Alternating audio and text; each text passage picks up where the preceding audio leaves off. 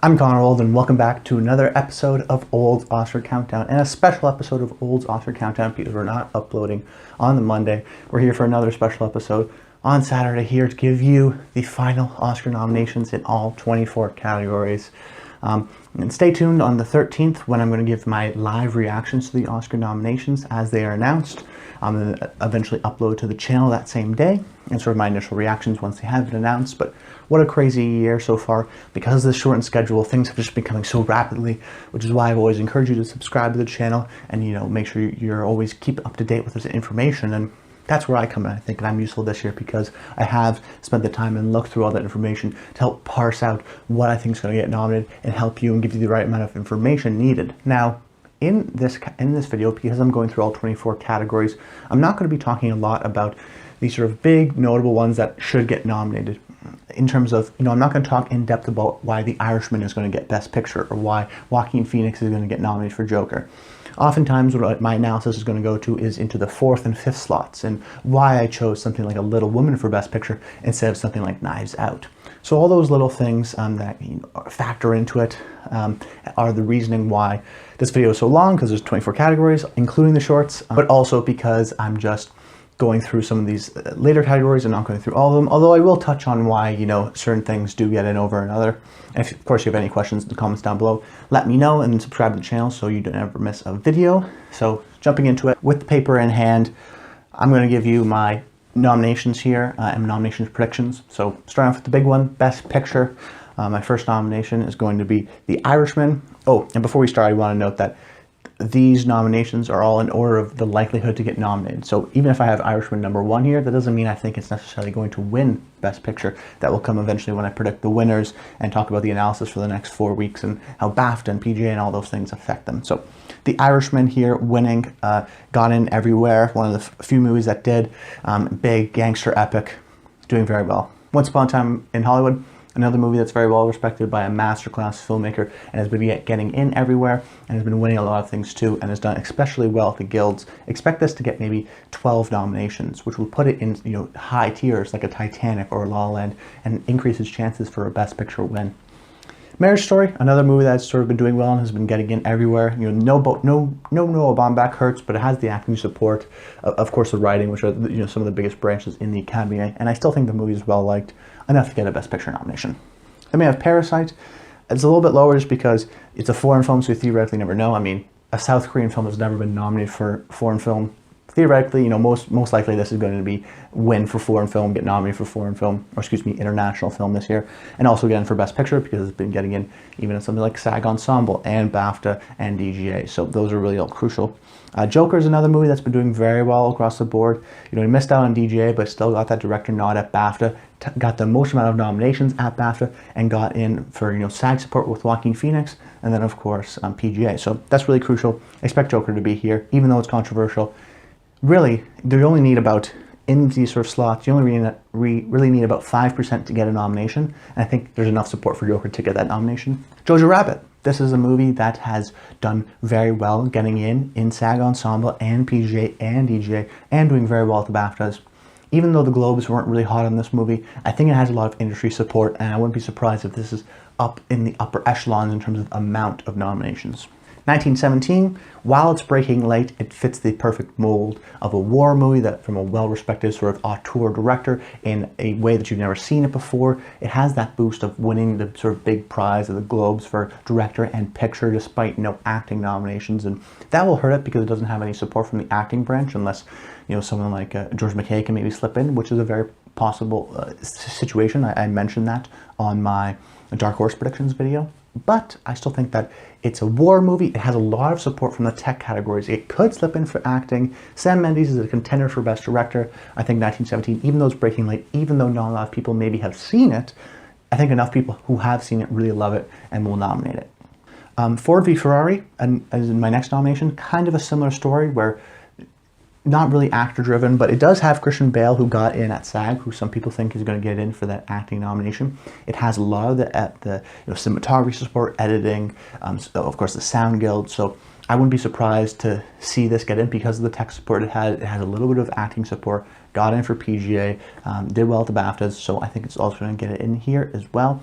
And you also have to keep in mind that as much as the Academy is making strides to include more diverse members in terms of females and people of color, the Academy is still predominantly Caucasian and about 70% male to female. And I think Ford v Ferrari sort of is a very masculine movie about these people and their ambitions and these men. And I think that for that reason, because of the content of the movie and because it's kind of like an old-fashioned, a big Hollywood blockbuster movie, and did well, made $100 million, I still think people see that as a success. For that reason, I think Ford v Ferrari gets in.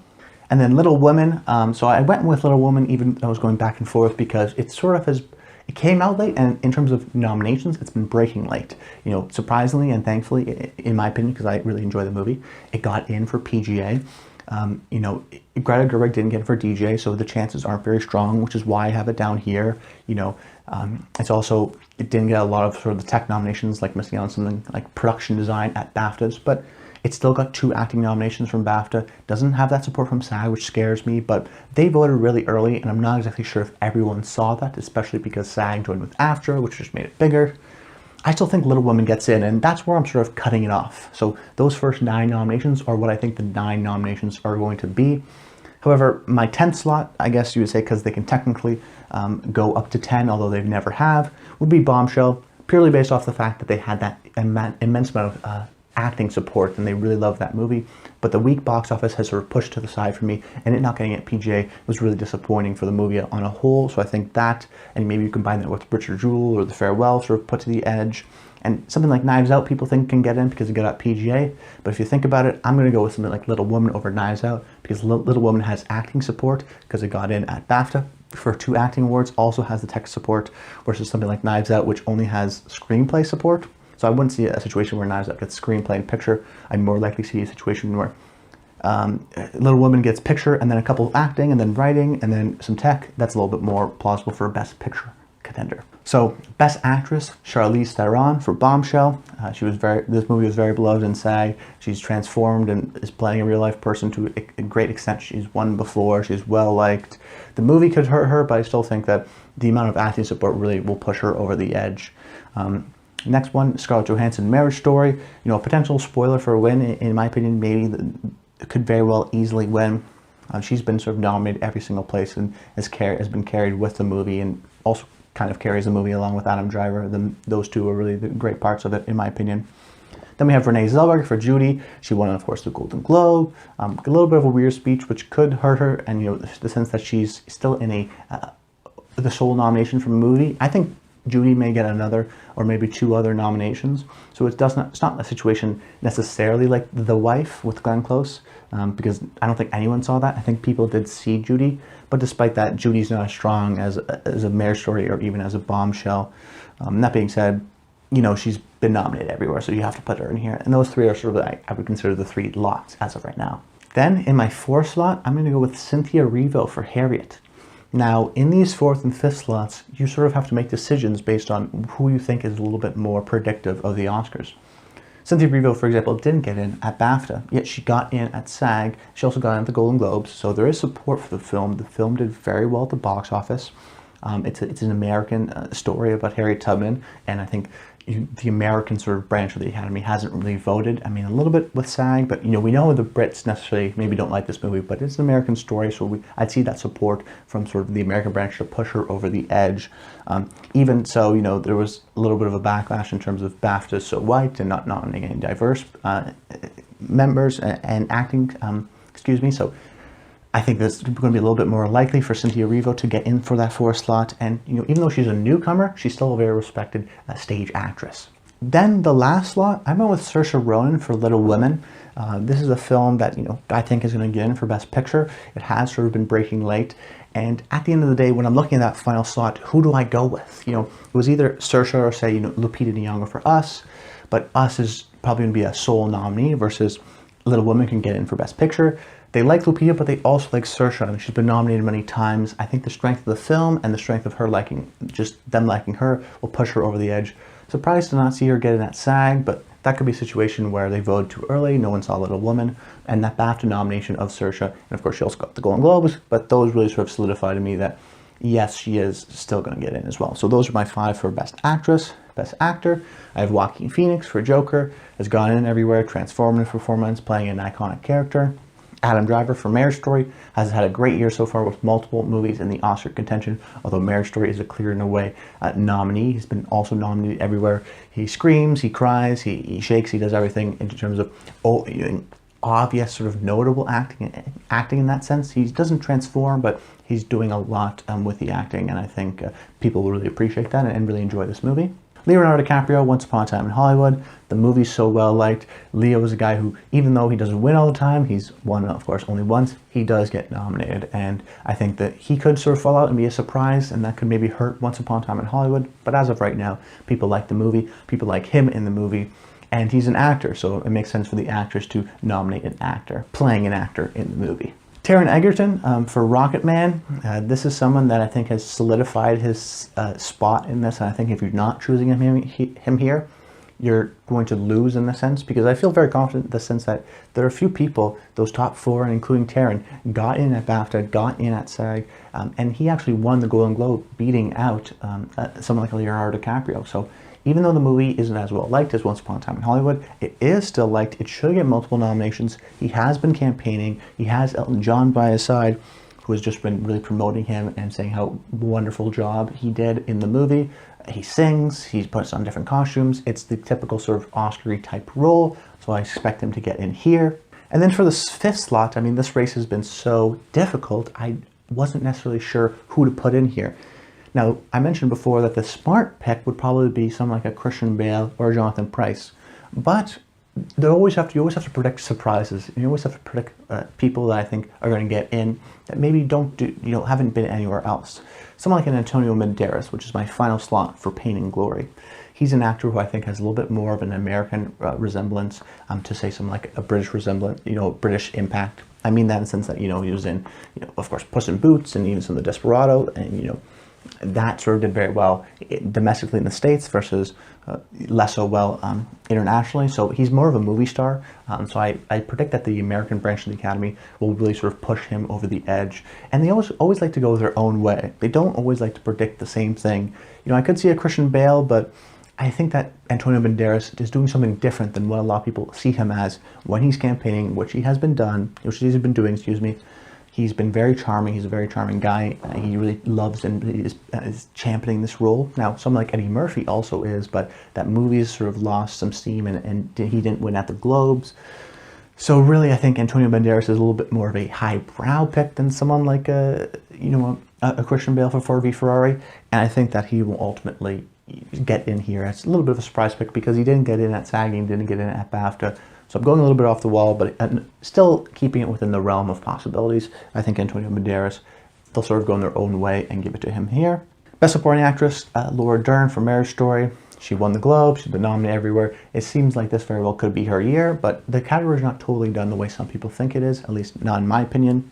Someone who I think is going to get nominated is Margot Robbie for Bombshell. SAG loved this. It seems like everyone's going to go for Bombshell as her movie.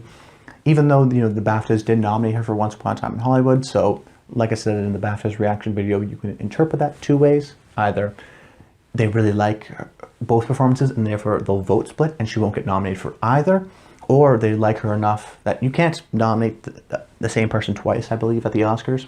You can at the BAFTAs, but you can't at the Oscars. So the more likely scenario is that she maybe gets vote splitted out, but I actually think the most likely scenario is that people just, because Bombshell was sort of her movie that she's been nominated at SAG, at BAFTA, that people rely on, okay, no, her performance in Bombshell is actually the best performance, and therefore she'll get in for Bombshell. Jennifer Lopez for Hustlers, even though she didn't get at BAFTA, she got in at SAG. I thought she maybe got in at the Globes. Her chances I thought she maybe could have won at the Globes and did get in a nomination at the Globes. I thought that her chances of her not winning the Globe ultimately hurt her in terms of maybe winning this category. I still think she gets in. I still think she's a movie star, and a pop star in a lot of ways, and she commands room. So when you meet her and when you sort of talk to her in the campaign she's been doing and how the movie's been doing, it was a big box office hit. She has an amazing role. I think this is Jennifer Lopez's time, although I theoretically could see an upset. But that SAG nomination really sort of shows that, no, there is still industry support for her. Then I have Scarlett Johansson for Jojo Rabbit. This was someone that I thought I could sort of ignore, that, maybe it was just a weird SAG thing that, like Emily Blunt. They like to nominate the same performer and twice in 2 different categories. But she's having a great year this year. Marriage Story is very well liked, but so is Jojo Rabbit. I'd argue Jojo Rabbit is maybe more well liked. So she could maybe theoretically miss out on Marriage Story, but also miss out, but then get in here. I mean, I think Scarlett Johansson can win here, and you sort of can't ignore it anymore because she got BAFTA for Jojo, she got SAG for Jojo. I think this is going to be a dual nomination year, and she could get knocked out for both, or she gets in for both and maybe wins for one of these categories.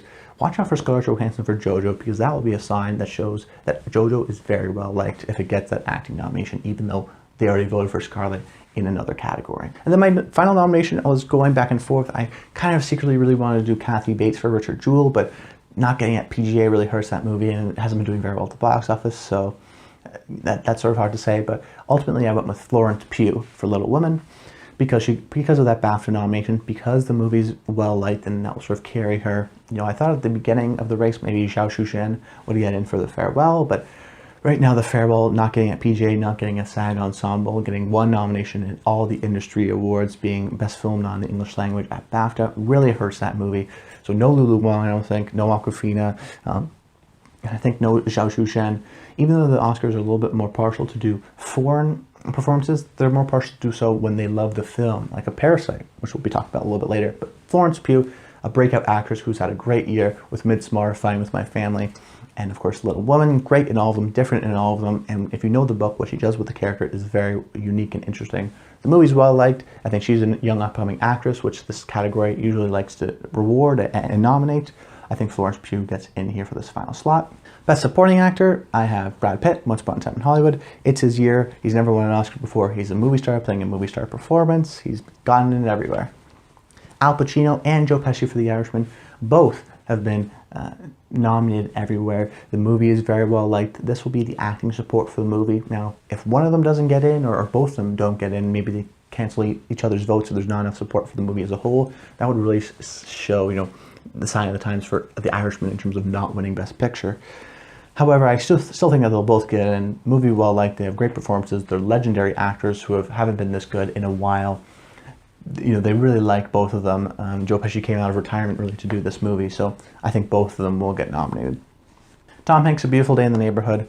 Really, I think these four are sort of the locks because they've gotten in everywhere in terms of BAFTA and SAG. Beautiful Day in the Neighborhood, this may be the sole nominee, but he's playing a real-life character. He had that amazing speech at having the Cecil B. DeMille Award. He has really bad luck recently at the Oscars, but I think this is maybe the most type of Oscar role playing Mr. Rogers being this lovable figure. I don't think the speech, I thought it was very well done. I don't think it would hurt him. If anything, it would boost his chances. He's gone in everywhere. Pencil in Tom Hanks. And then my final pick, I decided to go a little bit off the wall again. The sort of conventional thinking maybe would think Anthony Hopkins for The Two Popes because he got in at BAFTA. But the lack of PGA nomination for The Two Popes and the lack of SAG nomination and for The Two Popes in terms of Jonathan Pryce and Anthony Hopkins tell me that maybe this movie isn't as well liked as we think. He did get in at BAFTA, so that's but that makes sense because he's an established Welsh, English actor. So that sort of makes sense for him to get nominated there. I'm just sort of questioning the support of the movie. Whereas Parasite, I think people really love this movie. I think the Americans and even some of the international other members of the Academy really love this movie, really want to push for this movie. And we often see these surprise acting nominations come in these acting categories as sort of fifth slot. So I'm betting on Song Kang-ho, who has been campaigning, who has been out there. He has had sort of memes on the internet in a sense that I've been seeing. So I think just the momentum of Parasite, the charm of him, he is a movie star, especially in South Korea. He's in some of the highest grossing movies of all time there. So he's just a guy that I think is going to use the support of the movie to push him over the edge. Then we have Best Director, Martin Scorsese for The Irishman. one of the greatest directors of all time, re-teaming with his team. Quentin Tarantino, Once Upon a Time in Hollywood, film very well respected. Bong Joon-ho, Parasite, another guy who's got in at DGA and is very well respected and very well could win this category with what he's done here. Sam Mendes, 1917. If you see filmmaking as a craft in its own right and it's athletic, it was what he does here with him, of course himself and Roger Deakins, and what he's able to pull off has never been seen before, never been done before, and it's a real feat of directing achievement. I think Sam Mendes also will get in here. And then that final slot, you know, I went with Todd Phillips. In my opinion, it's either going to be Todd Phillips or Taika Waititi. Now, they could go to something like a Pedro Almodovar, but for years, and for the past few years, very rarely does DGA go 5 for 5. They have done it before, but sometimes they go 2 for 5, 3 for 5, but most of the time 4 for 5. So if you're like me, you sort of want to make a smart decision. You know the top 4, and Sam Mendes, Bong, Quentin, and Marty are these sort of locks. The movies are well liked. There's so many reasons for them. They've got in everywhere. Those are the locks. So what's that 5th slot? Well, Taika Waititi got nominated at DGA. Todd Phillips got nominated at Joker. Todd Phillips also got nominated for Joker at Golden Globes. You know, so he got Globes and BAFTA, where Taika only got DGA. I'm going to go with Todd Phillips here, and that will continue the streak of 4 for 5 at DGA. Kind of maybe a silly reason, but it's also shown that, you know, this movie is very well liked, and he's a guy who has a very, you know, sort of singular vision, and people talk very highly of him and what he did for this movie. So I think Todd Phillips will get in here. It's also to mention that Adam McKay is someone who went from comedy into directing and was very well appreciated, the same way Todd Phillips has gone now from a comedy into a more serious film, and is done it aptly and very well appreciated. So I think people will appreciate sort of that transition. It also helps that he's never been nominated before, and this category often likes to give newcomer awards. So it would be weird if they gave it to someone like you know, I guess a Pedro Almodovar, but, you know, him and Taika are both going to be newcomers, so that really helps their chances. Best Original Screenplay, I have Once Upon a Time in Hollywood. Quentin won the Oscar. He's seen as a writer. Same thing with Marriage Story. Movie's well liked. Noah Baumbach, seen as a writer. Parasite, another movie, you know, it's complex. It's like a thriller. Bong Joon-ho, if they want to reward him again for what he did here, and the script is very tight and it has so many reveals and twists and turns that it's sort of a great, even if it wasn't a Best Picture contender, I think maybe Parasite would get it in here. Then we have Knives Out, got that PGA nomination, which was, you know, very strong for the film. I think in a way that we'll want to reward Rian Johnson for what he did here. You know, the sequel's coming out. It was very well successful at the box office. It's got a very clever twist and turn kind of screenplay. You never know where it's going to go. Classic whodunit format, sort of flipped on its head in a lot of ways. So I think Rian Johnson gets in here. And then for that 5th slot, this is maybe a little bit, maybe a passionate pick, maybe, you know, going with less facts and more heart. I'm going with The Farewell here, just because this seems like a movie that they continue to nominate. And I don't really see The Farewell maybe going home empty-handed without a nomination, because Zhao Shuzhen's a contender for supporting actress. Awkwafina's a contender for lead actress. The film won, you know, a Globe. It's a movie that's been in the Best Picture contention. People thought it would maybe get in for Best Picture. People thought maybe Lulu Wang could get in for directing. It's been a contender all year in terms of it's been in the Best Picture conversation. It's also an A24 movie. The concept and sort of which A24 is a studio that has done very well, whether it be 20th Century Woman or The Lobster, these movies that do get in that are, of course, distributed by A24.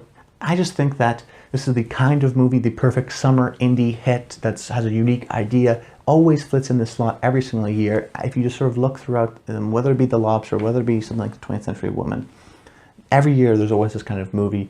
And I think that The Farewell is stronger than something like a Booksmart or maybe even a Pain and Glory. Best Adapted Screenplay, I have The Irishman, Steve Zalian, critically acclaimed and well-recognized Oscar winner, wrote it, so he's going to get nominated. Jojo Rabbit, Taika Waititi. If they don't want to give him the directing award, they'll sort of reward him here.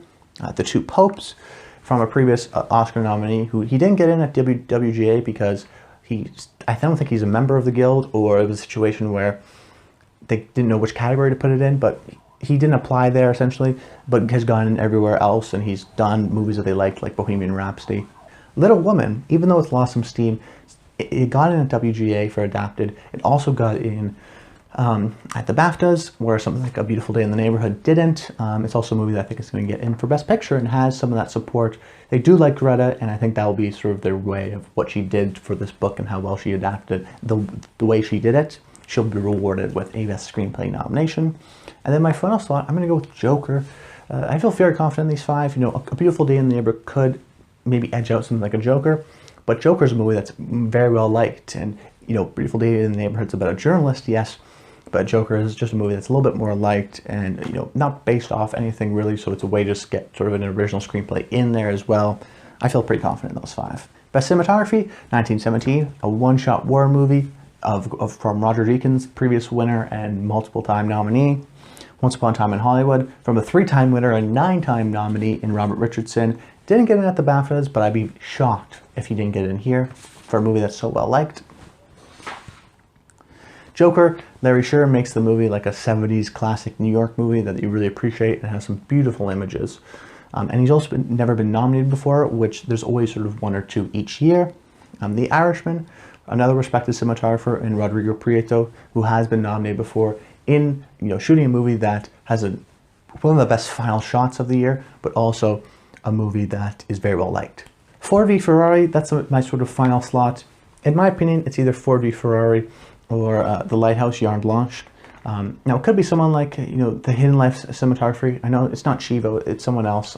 It could be someone like the Honeyland people, and that'll be sort of a surprise. But right now, the way I'm looking at it is BAFTAs got Ford v Ferrari and ASC. Now, The Lighthouse also got BAFTAs and sort of took, we'll say, Robert Richardson's place for Once Upon a Time in Hollywood, but didn't get in at ASC. I think Ford v Ferrari is a stronger contender. Feet on Papa Michael is more known than Yarn Blanche. There's all these different factors that ultimately lead to me going for the movie that's a little bit more of a Best Picture contender to be pushed over the edge. I say this a lot of times because if you really like Ford v Ferrari, you're going to nominate it in almost every category because you're very passionate about it. Versus something like The Lighthouse, which just a few people I think have actually seen, even though sort of a critical sort of acclaimed, it's a little bit weird, maybe not Academy-like. Best Editing, The Irishman, from legendary editor Thomas Schoonmaker for this great gangster epic in a movie that's well-liked. Ford v Ferrari, another movie I think is well-liked, has these thrilling race car sequences, and the technical craft of this movie has always been very well appreciated. Once Upon a Time in Hollywood doesn't have necessarily flashy editing, but there's some real tense moments similar to The Irishman, and it's a movie that could very well easily win Best Picture, so if it doesn't get in for editing, that would show maybe a sign of trouble. Parasite, a tense thriller, a strong Best Picture contender, and really has this great construction where you're always on the edge of your seat, which a lot of people think of when they think of editing. Joker is the sort of final slot I went with because I think the movie is well liked, and I think that it's maybe even more well liked than something like A Marriage Story, and it has sort of these reveals and twists similar to like a Parasite that people I think relate and correlate to Joker.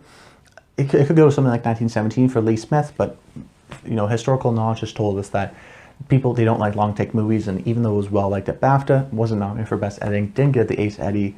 I think these all make sense because they have sort of the technical support from the industry awards that we've already seen before.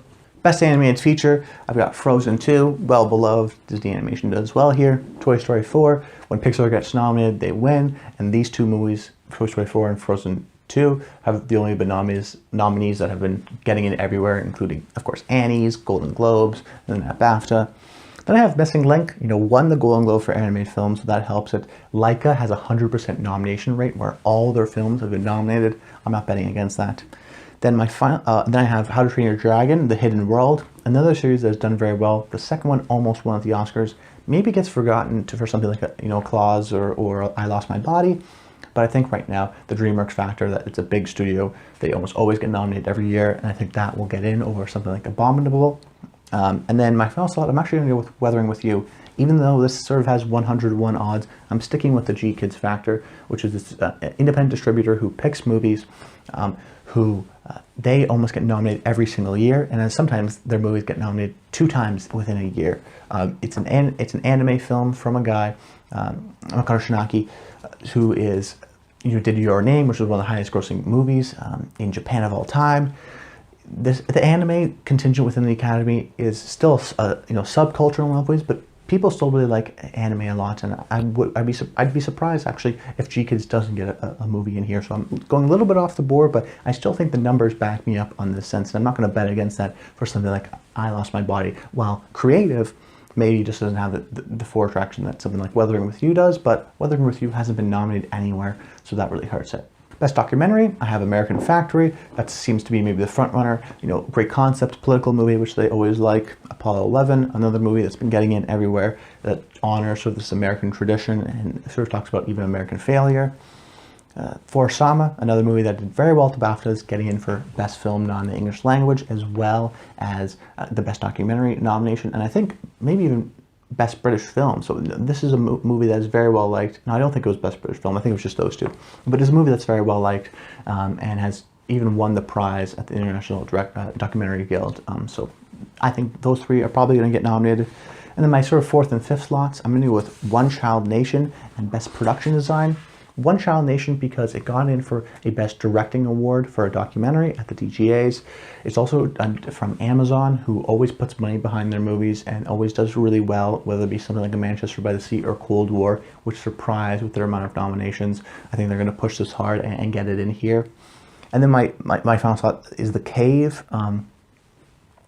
That's just because it has been doing well, it has been getting in terms of nominations, you know, missed out on BAFTA, which was a little concerning, but it's another Syrian refugee movie, which, you know, could cancel out with something like a For Sama, or For Sama as a sort of Syrian refugee movie of the time. But I think this is a subject that really interests viewers and voters, and I think it'll actually nominate it twice. So it's also from National Geographic, which has done well in recent years, including Free Solo getting in terms of Best Documentary nominations and wins. Best Production Design, I have Once Upon a Time in Hollywood, you know, recreated 60s Hollywood in iconic locations. Irishman, another Best Picture contender that has, you know, decades of different, you know, outfit changes and of locations, of course. Jojo Rabbit, Nazi Germany, very much a connection to the story as well, about how the house sort of changed and how Nazi Germany sort of changes and evolves near the end of the film, of how, you know, they eventually get invaded, if you know history. And then in 1917, more movies like a Dunkirk have often got nominated here for production design. It helps that it also got nominated at BAFTA. I think this is a movie that is really coming on strong. It's a movie that people really like in these technical categories. I think 1917 gets in here. And then my final slot, I'm going to go with Parasite. You know, I was a little concerned to see it not get in at BAFTAs and said Joker, I believe. But I think Joker was really well liked from BAFTA, and it's going to be a little bit less liked in the States because there's maybe, or at the Oscars, because I think the States is a little bit more devised about that. And I think they like Parasite, maybe a movie a little bit more. Plus, if you like Parasite, the whole production design with the house and how that's related is a large appeal of why you like that movie. So there's so much going on with just the set and what the house is saying. I'd be surprised if people just totally overlook that factor, but still say they like Parasite. That's costume design. I have Once Upon a Time in Hollywood. It's also notable, before I jump into these, that production design and costume design oftentimes overlap, with think about an average of 2.9. So in your predictions, make sure to have 2 overlap, or sometimes even 3 overlap. That's one of the reasons why I have Once Upon a Time in Hollywood. Best Picture contender has these sort of 60s costumes, which are period accurate, which period usually for production design and costume design helps you, period or fantasy, because it's not just a regular outfit. You can have a little bit more creativity to it. Then we have Rocketman, another film that's well liked, that has these extravagant costumes that, you know, Elton John wears throughout the film. Little Woman, you know, from Jacqueline Duran, who's the most accomplished out of all these nominees aside from The Irishman, Sandy Powell. She's, even though it didn't get at the Costume Designers Guild, I think that could be a situation where maybe just not enough people had seen it. It got in at BAFTA. It just seems like the kind of movie that if it's a Best Picture contender, if it's going to get a couple acting, it very well could and should get in for a costume, because this is the type of movie that even if it doesn't get those other stuff, it should get in for costumes, because it has these big, grand, period accurate costumes. So that's interesting. And I think ultimately that BAFTA nomination makes me confident that I will get in here. Then I have Jojo Rabbit, a movie that's very well liked and should get in, especially for a period piece. And costumes are actually part of the plot and a little bit of a joke of the plot in terms of designing costumes and uniforms and what your uniform and what you're wearing. So I think costume designers will really appreciate that and nominate Jojo. And then, as mentioned, The Irishman from Sandy Powell, who's a legendary costume designer, has been nominated a bunch of times. That's why I'm going with The Irishman over something else, like maybe even a Joker, because I think it's definitely going to get in for production design. And then if I think there's going to be an overlap, she did get in at BAFTAs. She didn't get in at the Costume Designers Guild, so that concerns me a little bit, but I still think Sandy Powell is so well liked that the assumption they'd be like, oh, Sandy Powell has a movie and it's a Best Picture contender, give her the nomination. Then we have Best Makeup and Hairstyling. I've got Bombshell, transforming the cast, in particular Charlize Theron into a real life person. This category often goes to the prosthetics, the best prosthetics, in something like A Darkest Hour or A Vice. Joker has sort of recognizable makeup, from a movie that's very well liked. I'm going to go with Rocket Man. Not only does it have extravagant sets, but it also has, unique and different makeup, and it allows for like that creativity I talked about in the costume section. Then I'm going to go with Maleficent, Mistress of Evil, because I think they're going to go a little bit off the wall and not go exactly BAFTA. The BAFTAs aren't the Oscars, even though they tell us a lot. And I think that they're going to want to go for something a little bit more extravagant, a little bit more fantasy-based. I think the likelihood of that is probably going to go to Maleficent. Then my final slot's going to go to Judy. They've seen Judy most likely because they have probably going to nominate Rene, and she could very well win that movie. And because of the 5 slots now versus makeup used to be 3, I think this is a movie that slips in. Also notable, it got in at BAFTA, so that sort of helps his chances. And it shows us a movie that the British Academy definitely likes. And, if there's support for Rene, maybe, throw the extra slot that's now available in makeup to Judy. Best score, Thomas Newman, 1917, 14-time nominee. I think he's going to win. He should get nominated for a movie that's well-liked and a sort of big, bombastic score. Little Woman, traditional, energetic score from a really hot composer in Alexander Desplat, who's won twice and has been nominated a bunch of times in this past decade. I believe 7 or 8. And then Joker, sort of this dark, dramatic score, very cello-based, that won for the Best Golden Globe in a movie that's very well-liked. Star Wars: The Rise of Skywalker. Even though it's sort of been, crapped on for a little bit and has a poor Rotten Tomato score, I still think it's John Williams. And as I was doing my research, every year it was John Williams and Alexander Desplat for the past 10 years. He's been nominated 51 times. He gets nominated almost every single year. He's been nominated for every other Star Wars movie. This may be his last Star Wars score. Probably most likely it's his last Star Wars score. They're going to give it to John Williams, at least for the nomination.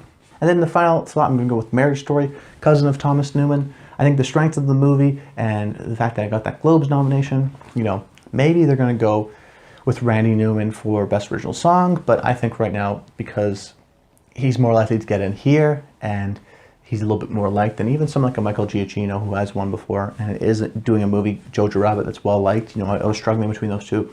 Ultimately, I just sort of felt that Marriage Story had a little bit more of the momentum going into the Oscar nominations. Best Original Song, Into the Unknown, Frozen 2. Frozen's known for its songs. It's got it everywhere else. I'm Gonna Love Me Again from Rocket Man. They've been campaigning for this movie for months. It's written by Elton John. They want to nominate both Elton and Theron, I think. The movie's well liked. He should get in for the nomination. Stand Up, Harriet. Every year there's sort of emotional stand up for something from, Marshall, or there's another sort of stand-up something, or I'll Fight from RGB, or RBG last year, RBG from last year. That sort of fight, that sort of triumphant song, and Cynthia I think is going to get nominated. I also think she's going to get in for song. Then we have Spirit, The Lion King. Even though they're campaigning for 2 songs, this seems to be the song that's getting in. From Beyonce, they want her sort of at the award show, which helps and is a way to sort of get her in and to perform, hopefully. So I think Spirit's going to be nominated here. And The Lion King, $1.5 billion movie, very well liked in terms of the amount of people who have seen it. And then my final slot, I'm going to go with No Place from Home for Wild Rose, just because Jessie Buckley got in for Best Lead Actress at the BAFTAs, so people have seen this movie, and if you've seen the movie, you have to nominate. You know what I'm talking about if you've seen the movie. It's an incredible sort of Star is Born epic moment in the film, and that's immediately the thing you see, and that's what this category was designed for. So it's Wild Rose, plus it's done by Mary Steenburgen, or it's written by Mary Steenburgen, who was a previous Oscar winner, who has now sort of transitioned into songwriting, has her career later in life, so she's been really campaigning for this movie and for the song in particular. Then for Best Sound Editing and Mixing, I have 4 of the same for both categories, and then 1 different for each. So for Best Sound Editing and Best Sound Mixing, I have Ford v Ferrari, Best Picture Potential contender, and loud, brash, exciting sounds got in at the MPSE and CAS guilds. Rocketman, similar situation, well liked, not a Best Picture contender, but has that sort of mix of concert and fantastical elements. Bohemian Rhapsody just won both sounds last year at the Oscars. This is a similar sort of sound mix. 1917, war movies almost always do well. It should get nominated here. Joker got CAS nominee and 3 MPSE nominees, so I think it's actually going to get in for both, and I think it's going to be well liked for both. Also got in for sound at BAFTAs. Then for sound mixing, it's going to be Ford v Ferrari, Rocketman, 1917, Joker, and Once Upon a Time in Hollywood. Got 3 nominations at MPSE, which is the Sound Editing Guild, and 1 nomination from the CAS. So it's a very well appreciated in terms of its sound mixing, and I think that it's a little bit more of a mixing movie than it is an editing movie, just because it has sort of the musical elements and the great sort of soundtrack that Tarantino's known for. And then we have, in terms of editing, I'm going to go Ford v Ferrari, Rocketman, 1917, Joker, and then Star Wars Rise of Skywalker. The other trilogy movies have been getting in for both sound categories, although not all Star Wars movies do, like a Solo or Rogue One. I do think it's going to get in editing because, make it get in for both. I'm sort of spreading my predictions in this sense, but it didn't get in at the guilds. Got in for Best Sound at BAFTAs, which is sort of the reason why I push it over the edge than something like an Irishman, because I think now people have actually seen it, where the guilds may have been a little bit too early. All right, we're near the end here. Best Visual Effects, I have Avengers Endgame. Marvel always gets nominated in some sense. Avengers is the biggest movie of the year. It has to get something. It has amazing visual effects as well, and a lot of visual effects too. Similar to Star Wars Rise of Skywalker, where every single Star Wars movie except 1 has been nominated for Best Visual Effects. I'd be surprised if it doesn't get in here. I'd be surprised if some people don't think Baby Yoda, the meme of 2020 so far, doesn't. I think people think Baby Yoda is part of this movie and just nominate it because of that. Then we have The Irishman. Martin Scorsese has talked about the effects and how well they were done, and that sort of budget is because of those effects. And also, I think that this is a movie that's very well liked, and it's a Best Picture contender, and it's been getting in everywhere else too. Then we have The Lion King, photorealistic landscapes with, something like a Jungle Book, which Jon Favreau also directed, won for these realistic animals and these realistic environments. So I think Lion King will sort of follow suit and get that nomination. Then the final nominee, I'm going to go with Alita Battle Angel. Not only does its standout character have defining character feature in these sort of big eyes, it did very well at the VES Awards, which sort of pushes me over the edge. That and Avengers were sort of the highest amounts. From James Cameron, he's sort of known, or produced by James Cameron and Robert Rodriguez, and they're sort of both known for their amazing visual effects and their advancements in technology. It was a box office success, a moderate success, but still success. I think it sort of gets in for this final slot, even though it didn't get in at something like BAFTA. Best International Feature, Parasite, Pain and Glory, potential screenplay, director, and actor noms from Spain. Europe is usually well liked within this category. Les Miserables from France has Amazon behind it, which pushed Cold War and got them a director nomination. Atlantics from Netflix, so I think a lot of people have seen it. Interesting director with Matty Diop in terms of a newcomer and a great sort of special, unique sort of love story in a lot of ways. And then my final nominee, Atlantics is from Senegal, and then my final nominee is Beanpole, which is from Russia. And usually, Russian movies have had a long-standing history of getting nominated in this category, and generally European movies. You could go for something like Honeyland. I'm just not super confident in it because I think some people are going to go for, because it's nominated for both international feature and documentary. I think some people are going to nominate for documentary. Some people are going to do it for international feature. As a result, I didn't put it in either. So I put Beanpole here because I think they like, European countries, which would help something like a Corpus Christi or a Honeyland as well.